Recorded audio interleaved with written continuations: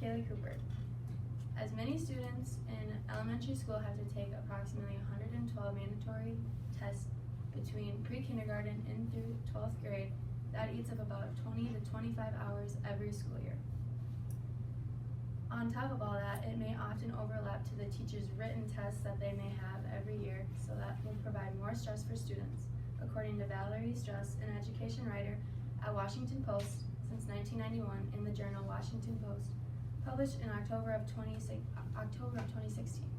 Everyone in this room has had to participate in a standardized test like the MCAs. The Department of Education should not require standardized testing in schools.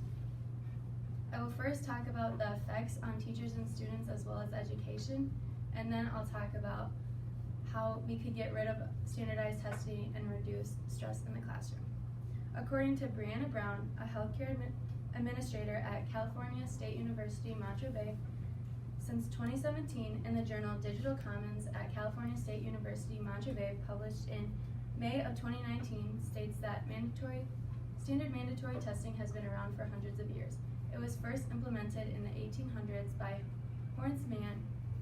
He thought that would be the most effective and efficient way to measure students' academic abilities. It's supposed to provide fair, valid, and reliable assessments to show how the school is doing on teaching, but instead it has caused a stress case for both students and teachers. The administration is putting stress on the teachers to try to make the scores go up so they look better as a school. The teachers are being bribed with termination and bribes to get their students to increase their scores so they look better as a school as a whole. Research by Hart Littlewood stated that 10 to 40% of students have a little test anxiety. Having a little test anxiety is normal, but for all the pressure that these teachers are putting on the students, it's not healthy. Tom Van Arken, a chief executive officer of Getting Smart since 2008 in the journal Forbes, published in April of 2019, states that for 25 years, the administration is still putting stress on the students to this day. This is not healthy for them, and they have nowhere to get help at home because a lot of parents aren't being taught the way that they were taught. Now that I talked about the effects of standardized testing on students and teachers as well as educators, I will now talk about how we can get rid of standardized testing. According to Arco Kemp, a PhD from Ontario Institute for Studies in Education and a Banting postdoctoral fellow in Graduate School of Education and Information Studies in 2011, in the journal Pedagogy of Standardized Testing, published in April of 2016, states that the United States Department of Education is spending approximately $1.7 billion on standardized testing throughout the state. That's on the mandatory tests and the No Child Left Behind mandated tests. Some ways we can get rid of standardized testing is creating new ways to measure students' academic abilities. Some academic abilities that we could test are sampling, portfolios, surveys, multi-stage testing, and inspections.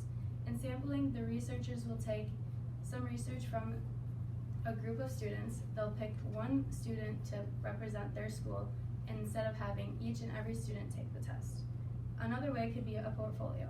Students could put the work that they think was best done and that can represent what they have learned and accomplished in school. Another could be a multi-stage test. As standardized tests are usually taken once or twice a year at the beginning or end, the multi-stage test will be taken more often, but students will take it when they finish the course instead of having to test over everything, so their mind will still be fresh. Another way is inspections. Inspections could be a government official coming into the classroom and observe on what's going on.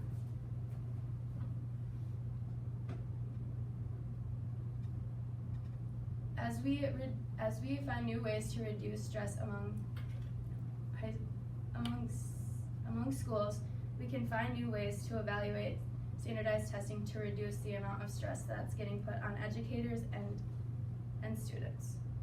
I first talked about the positive effects of standardized testing and how it's affecting students and teachers, and then I will talk about how getting rid of standardized standardized testing will help educators and students.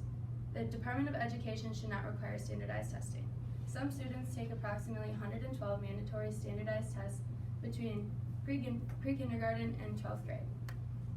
That is a lot of stress put on these students as they take multiple tests.